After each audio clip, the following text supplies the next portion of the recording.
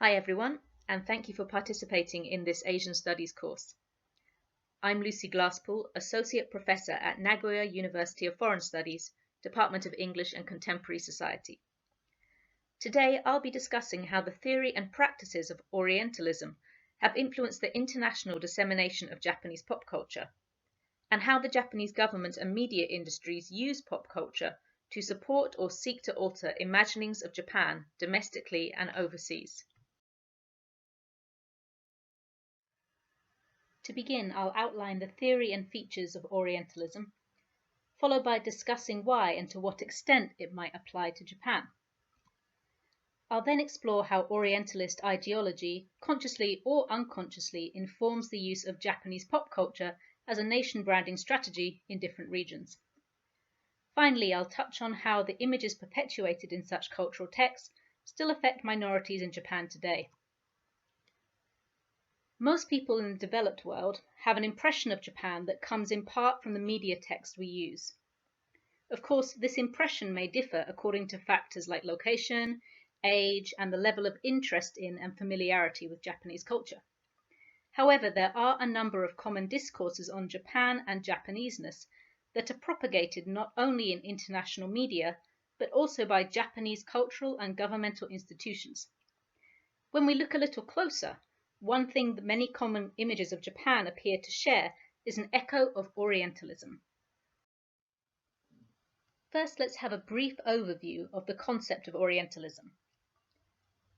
This is an idea famously outlined by the post-colonial scholar Edward Said in his seminal text of the same name in 1978. He gave three main definitions for the concept of Orientalism. First, and most simply, it means the study of the Orient. But as Said points out, this begs the questions of what or where is the Orient? This is addressed in his second definition. Orientalism is a way of constructing and then promoting the idea of difference between the Orient and Occident. However, these entities are not inert facts of nature, they are social constructions. Historically, those constructing the difference have been Western cultures, the so-called Occident, framing the East, the Orient, as an other, in order to construct their own cultural identity in opposition to that other. So, what kind of other has the Orient been imagined as? Said's third definition states that Orientalism is a discourse created by Western scholars, politicians, figures of public influence, a discourse of the inferiority of Eastern cultures compared to the West, setting up a binary in which the Orient is the object and the Occident the subject in an uneven power relationship. This was not merely to create positive self-identities for Western cultures, it also had a practical purpose for colonial regimes, making the domination and rule of Oriental nations more palatable to the Western public and legitimizing efforts towards colonization. The image of the other, created by Orientalist discourse, is composed of several facets. The exotic, far away and mysterious, but also attractive because of this. The unfamiliar architecture, animals, costumes, and people generate interest.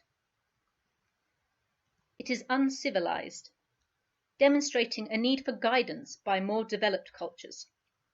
The lack of civilization can be characterized as backwards, brutal, barbarous, cruel, and so on, such as this image of an unrestrained religious celebration,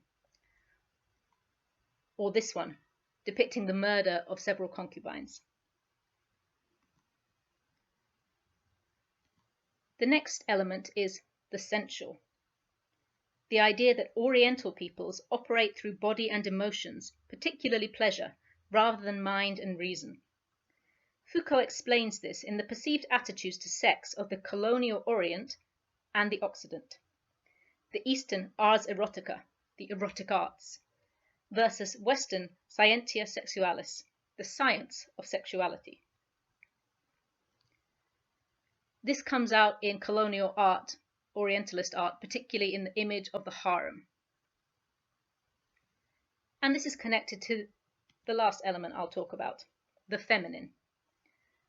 This is characterized as passive and weak, in contrast to the West's strong and aggressive masculinity. And this manages to somehow coexist as a dichotomy with the brutal and cruel stereotype of the uncivilized. Orientalism for Said is a historical phenomenon, a way of thought, a contemporary problem, and a material reality. Said was referring largely to Western European nations' attitudes towards their objects of colonization, for example, the British in India or the French in Morocco, though he also discussed 20th century American relations with Korea, Japan, Native Americans, and so on. So, where does Japan sit within Orientalism? How does this historical phenomenon inform images of Japan in the world today, as depicted in Japanese and overseas pop culture? First, let's see how far the model of Orientalism applies to Japan. Said focused on cultures that were targets for colonization in a broadly West versus Rest binary, and in a geographical sense, Japan can be said to fall within this. But they were the objects of political, military, and economic control by colonial powers, and in this sense, we can't say Japan has been strictly Orientalized, as it was never a colony. But it did experience Western occupation by the US in the post-World War II period, and wartime representations of Japan in Allied propaganda certainly painted Japan as a barbaric other, an other that is wholly unlike the West and the Western people. On the other hand, Japan is in the somewhat rare position of having also been an active colonizer of other Asian nations before being occupied by a Western power. And to a certain extent, it's employed an Orientalist discourse towards the countries under its rule. It's this position as both occupier and occupied that scholar Koichi Iwabuchi finds so interesting in terms of Japan's own national identity and its use of pop culture to promote a particular image of itself. Iwabuchi's 2002 work, Recentering Globalization, reframed the idea of flows of cultural globalization, which has typically been thought of as from the West to the rest, pointing out the importance of Japan as a center disseminating culture, technology, and so on to East Asia, and more recently to the rest of the world. Japan's national identity is constructed through its historical relationships with both the West and East and Southeast Asia, says Iwabuchi. It positions itself against the West, which brought a particular form of modernity when Japan opened its doors after the Meiji Restoration in 1868, later becoming an occupier of Japan in the post-war period. In this sense, Japan was the object of Orientalism. It is different from the West and other, and has selectively acknowledged some advantages of Western modernity.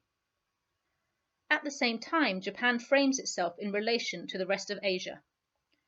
Japan and Asia tend to be discussed in Japan as two separate things, a within but above Asia attitude based on Japan's history as a colonizer, providing less advanced Asian nations with superior Japanese culture, as well as with aspects of Western culture. Sobun Tae argues that the Japanese media has not played a significant role in helping to broaden the map of Asia that exists in the Japanese consciousness. Rather, representations of Asia in the Japanese media tend to be skewed, protecting long-held stereotypes. The recent ascendancy of K-pop is disrupting this narrative, as I'll talk more about later, but scholars like Thomas Baudonnet point out that K-pop is actually used by some, for example young Japanese gay men, to frame Korea as an attractively wild and beastly vision of Japan's past. Thus, Japan's modern national identity has always been imagined as an asymmetrical triad between Asia, the West, and Japan, incorporating the power relations of both Orientalizer and Orientalized. For example, this building, constructed by the Japanese for the 1915 exposition in Korea, which blocks the view of Korea's historic palace, and at the same time introduced an idea of Korea as old and stagnant, in contrast to Japan's new Western knowledge. It's also been Orientalized, for example in this famous and much lambasted novel by Arthur Golden, Memoirs of a Geisha. And this dichotomy, or this relationship between Orientalizer and Orientalized, can be seen in the different ways Japan has mobilized its pop culture as part of its nation branding strategies using soft power, in order to promote a positive national image and thereby gain economic, diplomatic, and cultural benefits. Through a combination of government, industry, and media influence, Japan's popular culture has been used to shape the image of the country, both outside and within Japan. And to some extent, this has mirrored Iwabuchi's idea of an asymmetrical triad based on Orientalist discourse, in the form of pop culture trends and strategies aimed at the West, aimed at the East, that is, East and Southeast Asia, and aimed at a domestic Japanese audience. I'd like to outline some of the key features of Japanese pop culture exports in each region, bearing in mind that these regions aren't an inert fact of nature, but shift according to who is defining them, to take a look at how pop culture has shaped people's imaginings of Japan. Western fascination with Japanese culture first peaked with the Japonism trend in Western Europe in the latter half of the 19th century. Many Impressionist artists lauded the beauty of Japanese aesthetics and incorporated them into their own work, especially in the female form, as you see here. The second wave could be said to be the post-war exports to the USA in the form of highly localized films like Godzilla. Since then, the export of Japanese popular culture to the USA and Western Europe, in addition to a thriving tourism industry, has become a significant economic source for Japan. It can also be said that the particular types of cultural product that are exported help construct common images of Japan and Japaneseness in Western imaginations. While there is, in fact, a great variety of Japanese pop culture texts enjoyed by Western fans, a few distinct trends have emerged within wider media discourse, and these trends have helped cement an Orientalist image of Japan. The most common Japanese pop culture exports to Western countries are video games, by a large margin, anime, manga, and related aspects like cosplay culture. In popular consciousness and Western mass media, anime has come to be the presumed representative of Japanese pop culture.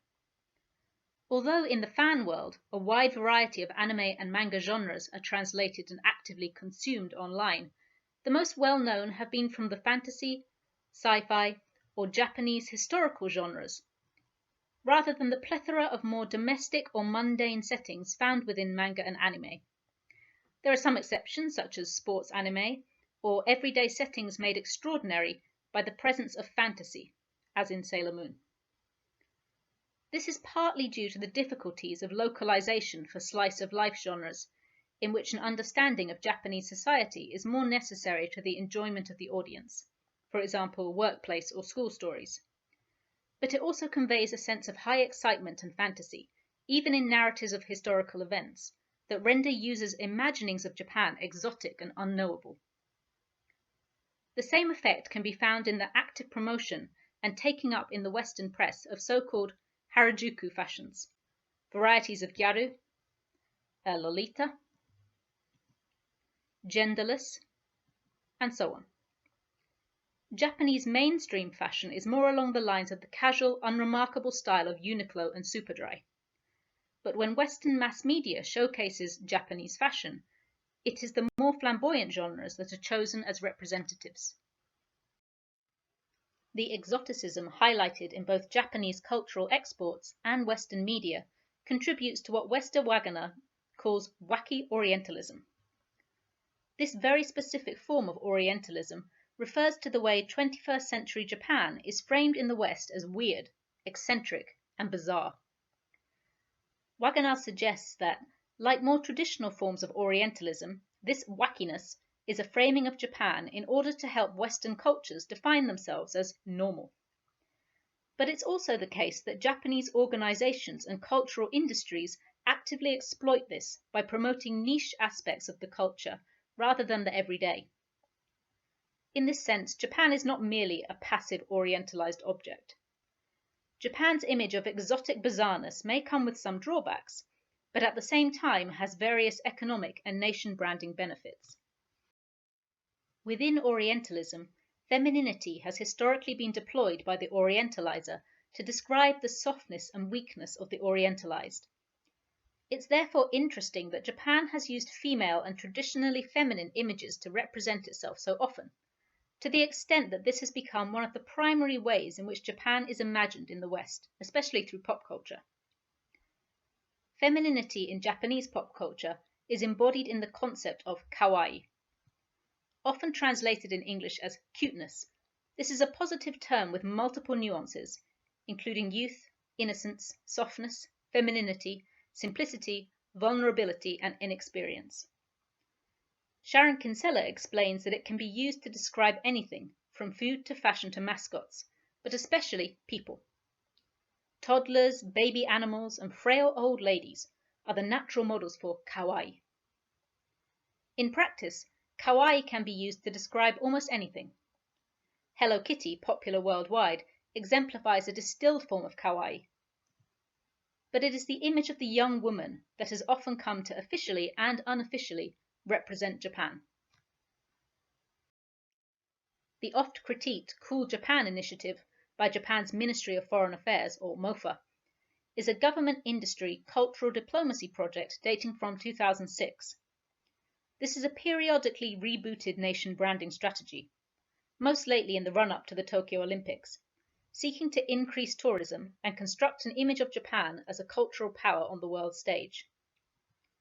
Cool Japan in practice covers many aspects of Japanese culture, from the traditional, like temples, geisha, cuisine, heritage sites, to pop, anime, manga, games, fashion, street food, and characters, to the futuristic, robots, AI, and other cutting-edge tech.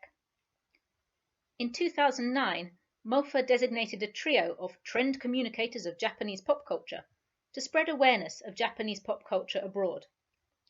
3 young models and designers known as the Ambassadors of Kawaii. Dressed in emblematic styles of Japanese femininity, the schoolgirl, the lolita, and the generic Harajuku fashion, they became an officially sanctioned face of the Cool Japan campaign overseas.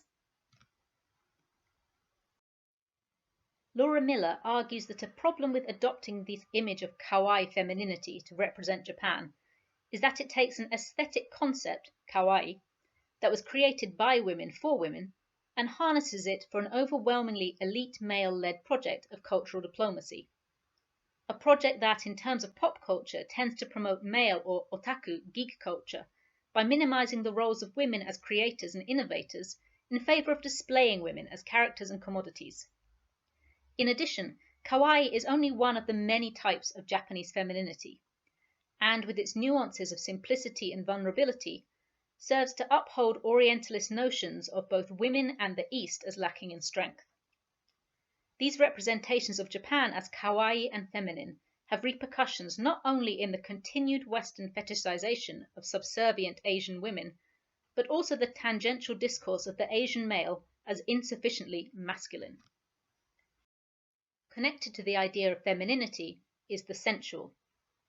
Sensuality in Orientalism is placed upon a culture to add to its image of exoticism and lack of advanced civilization.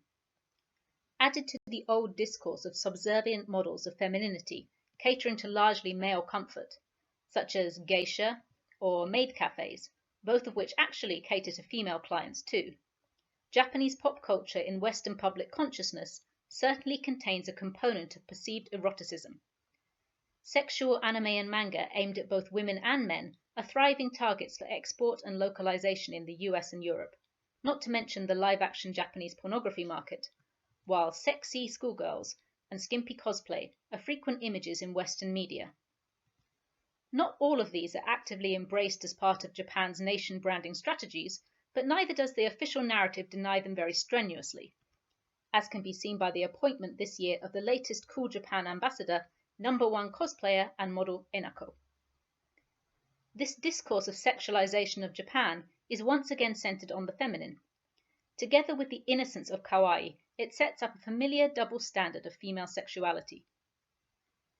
By contrast, though there are many images of cool and attractive men, not to mention the hypermasculine figure of the samurai, in Japanese pop culture, Japanese masculinity is frequently depicted in Western media as somehow lacking. Narratives of sexless young men and otaku who prefer to date a 2D character instead of a real woman once again highlight the supposed yielding femininity of the Orient. This sometimes includes a component of Wagner's wacky Orientalism, that Japanese male sexuality leans towards tentacle hentai, digital girlfriends, and schoolgirl panties. Such an image of simultaneously inadequate and deviant sexuality is of course not part of Japan's conscious cultural diplomacy, but it is a consequence of its exotic pop culture branding combined with Orientalist ideologies still active in the West. And so we come to uncivilized. This final aspect of Orientalism is perhaps the most complicated when examining Japanese pop culture in the West. Japanese cultural exports, from anime to tourism campaigns, support a particular idea of Japan's exotic uniqueness as simultaneously traditional and futuristic. From the historical architecture and geiko of Kyoto to the ultra-modern technology in Tokyo, from the period anime like Sengoku Basara to the cyberpunk and mecha genres, Japan is promoted as a country of attractive extremes, officially by the National Tourism Organization and unofficially through media discourse. This has led to the misconception in the West that Japan is a highly technological society, while in fact, although it develops technology, most people living in Japan rarely use it in their daily lives. This is something sharply illustrated in the current COVID-19 situation, where many office workers can't work from home because they need to use the office fax machine or stamp documents with their personal ink seal.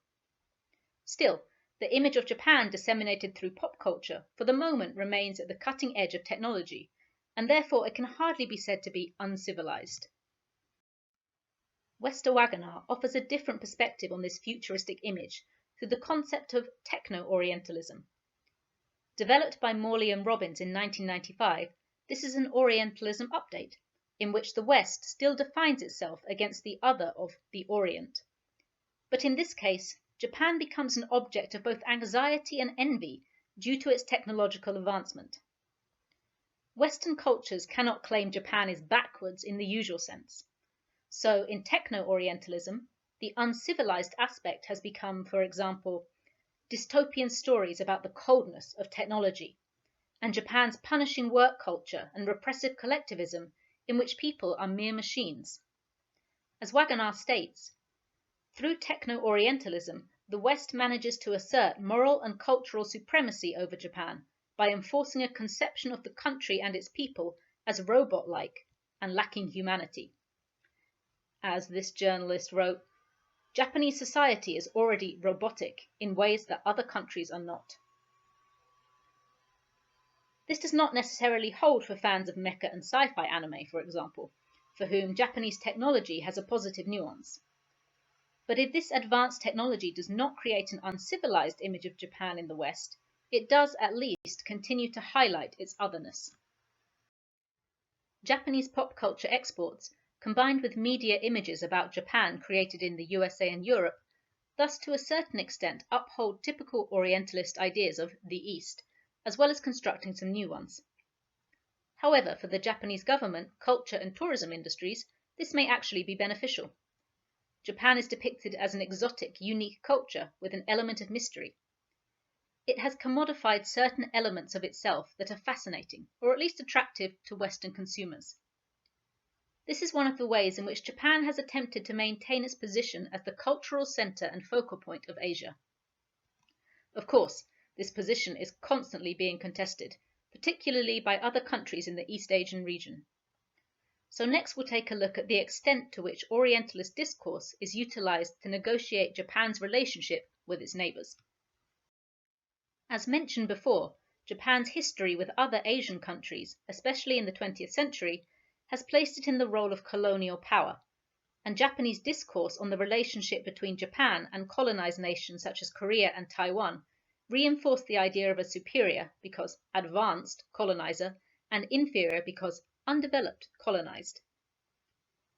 During the colonial period, up to the end of World War II, this was done overtly through military and political rule and direct propaganda, and compulsory use of Japanese language, education, and cultural texts. This unsurprisingly resulted in various negative reactions to Japanese culture. For example, Iwabuchi tells us that Japanese pop culture exports were banned in South Korea from the end of the colonial period until 1998. Nevertheless, the Japanese government has been keen to export its pop culture to the Asian region, not only for the obvious industry and economic benefits, but also for the purpose of cultural diplomacy. In this case, the goal was not merely a nation branding exercise to create a positive image of Japan, but to aid in rebuilding a relationship with its ex-colonies and to plaster over its historical reputation for imperialism. So, how has Japan used pop culture to aid in this attempt? Instead of employing the Orientalist discourse utilized in the colonial period, that is, the strength, difference, and superiority of Japan, or images of Japan's exotic feminine, as shown to the West, more recent pop culture exports to East Asia have been those that showcased cultural closeness between Japan and Asia, the idea of similarity. Of course, the more fantastic genre of anime and manga have become popular too, but also live-action dramas, Japanese cosmetic brands, and pop culture stars or idols. As Wai Ming Ing points out, in 2004, due to physical and cultural proximities, Asian youths feel close to Japanese idols. They present themselves like the people next door. The J-pop idol trend in East Asia is on the decline, but it was influential in the formation of idol culture in South Korea and China. The export of the 1984 soap opera-style drama Oshin, which was distributed to various Asian countries by the Japan Foundation under the auspices of the Ministry of Foreign Affairs, makes deliberate use of this closeness in order to showcase the real lives of Japanese people. Such pop culture types highlight the similarity of appearance, environment, daily life, and values between Japan and the target country. It can be argued that, in a sense, this soft power form of cultural diplomacy has been successful. Japanese pop culture is quite common in South Korea, Taiwan, etc., to the extent that it does not occupy the niche position, which supports the ideology of difference, that it holds in the USA and Europe. Japanese pop culture is not exotic, it is nearby and easy to grasp. It has many Asian fans and casual users, and it's comparatively visible in mass media and cityscapes, for example in the form of idols and kawaii characters, and also novels, cosplay, and so on. The enthusiasm of East Asian users for such exports has been used by Japanese mass media to highlight the supposedly friendly relations between Japan and its ex-colonies, and their tacit acceptance of Japanese culture, such as this article, which was about the first pop concert by Japanese stars held in Korea after 1998, and it was viewed as highly significant at the time. Or these recent Newsweek specials, Why We Love Blah Blah about Japan, and there's a China edition and a South Korea edition. However, as Iwabuchi in 2006 and Nissim Osmatgin in 2012 point out, the history of colonialism and Orientalist attitudes from Japan, as well as the critical thinking skills of younger generations of East Asians, means that this commercial and diplomatic project is not unproblematic. Osmatgin states that ideas of soft power imply that images and narratives carry encoded meanings that can be read a certain way, but that the messages about Japanese culture and its closeness to other Asian cultures that the industry and government wishes to project may actually be interpreted or responded to in multiple ways. Taking the example of South Korea, in 1998 the Korean President Kim announced that the ban on Japanese cultural exports would be gradually abolished, and the opening of this new market gave rise to many celebratory articles in the Japanese press about the acceptance and reconciliation between Japan and Korea. But Iwabuchi in 2006 pointed out that young Korean fans of Japanese manga, video games, and pop music have the ability to separate their enjoyment of a cultural product from their disapproval of Japan's politics, particularly the long-standing antagonism regarding Japan's refusal to acknowledge its wrongdoings during World War II. More recently, in 2019, trade friction between the two countries resulted in a range of political and economic conflicts. While this did not affect many South Koreans' enjoyment of Japanese culture on a personal level, the tension led to widespread boycotts of Japanese products, including beer, pens, tourist destinations, celebrities, even anime like Doraemon. K-pop stars were also pressured to cancel promotion advertising contracts for Japanese products. This shows that the cultural diplomacy project of promoting a culturally close, friendly, and familiar Japan is really not that successful when political issues are in question. The periodic rejection of Japanese products exposes the fallacy that popular cultural flows will happily erase the historical memory of suffering caused by Japanese imperialism. Japan's self-positioning within Asia has long been in it but above, mobilizing its relationship with the West to highlight its both historically rich and technologically advanced status. Until the late 20th century, Japan situated itself as Asia's access point for the benefits of Western culture, i.e. modernity. It did this through its dominance in terms of cultural exports within Asia, as well as the way in which it orientalized Asia in media discourse for a domestic audience. However, in recent years, the balance of the West-Japan-Asia triad is shifting. This is in part due to Japan's continued economic problems following the end of its wealthy bubble period in the early 90s, and partly thanks to the growing ascendancy of South Korean K-pop, not only within Asia but around the world. K-pop has become as popular or more popular in Japan as Japanese pop culture was within South Korea. But crucially, it's also becoming mainstream in Western countries, with the popularity of K-dramas and idols like BTS. While manga and anime remains niche in the West, the influence of K-pop makes it difficult for Japan to maintain its imagined status as the cultural center of Asia.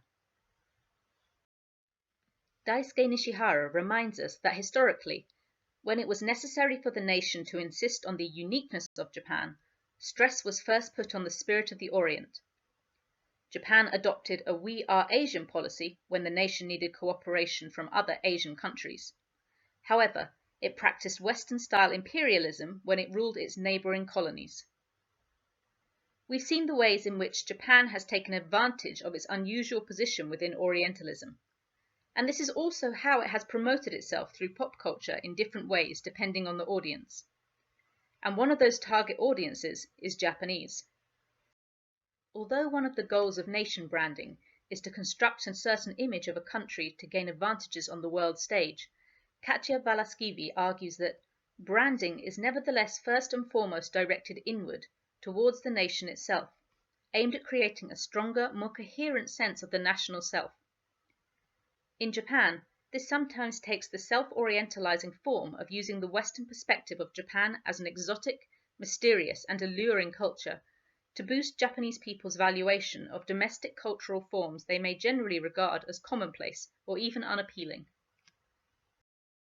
In terms of pop culture, this strategy can be seen in Japanese TV shows such as Why Did You Come to Japan?, broadcast weekly on TV Tokyo since 2013.